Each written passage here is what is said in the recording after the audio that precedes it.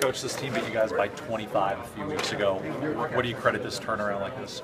Well, obviously you got to point to the second half defense. Another one. Let's keep that going. You got to point to the second half defense.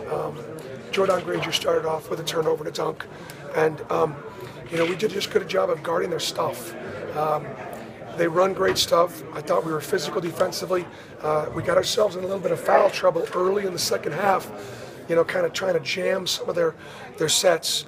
They miss House. I mean, House was, they're a very explosive offensive player, and he was a guy that you had to game plan for. And so we were able to pack it down in a little bit. They made 5 3-point shots in the first half, which was a little unusual for them, and eventually they sort of came back to where they normally are. So great win for our kids. It's an example of just not quitting. A lot of teams that would have lost 19 games, finished in the place that we did, we're just ready to go on spring break. And I've been saying all year long, in spite of the fact that we've not won, they haven't quit.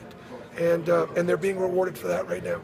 You pushed as hard as anyone for KT to be first team all-conference. Is he playing with a chip on his shoulder right now? You know what? No, he's not playing to prove anything about first or second team.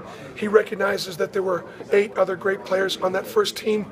But every time he comes out there, it's hard not to have him out there because he's been such a consistent workhorse for us.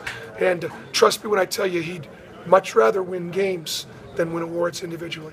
Coach, what did you tell these guys at halftime to make them come out and have such an explosive second half? We had a difficult halftime because I thought we played a little selfishly offensively, and we kind of got after each other a little bit.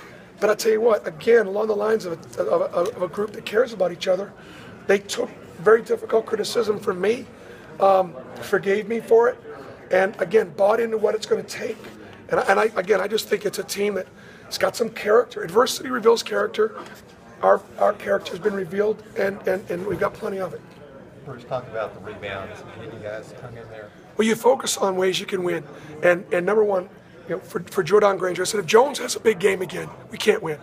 And Jordan and our foreman did a phenomenal job. The second thing we said, if those guys out-rebound us, which they rebounded 62% of the misses against Arkansas, 42% of the misses against us.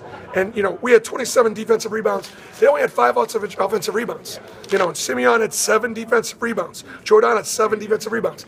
That's how you win games. Can you talk about just the pride of this team? And we'll take 2 more, then we got to go. Yeah, just. How many more than this week? Well, this win. Yesterday's win was for our fans, our former players, and everybody that didn't quit on us, that hung in there and were patient with us all year long. This win was for those players because 1985, Auburn won the SEC tournament. They won 4 games. Since that time, only one other Auburn basketball team has won 2 games in the SEC tournament. Now this team has. So 3 teams in 30 years. This one was for them. How much pride do these seniors have? I mean, just... you mentioned just that they're not quitting. I think the seniors do have pride, and the bottom line is we're going to find a way to, we got to play our 3rd game in 3 days, and LSU plays their 1st game, and we got to find a way to rest, recover, and see if we can continue to try to make history. Thank you guys. Thank you, Coach.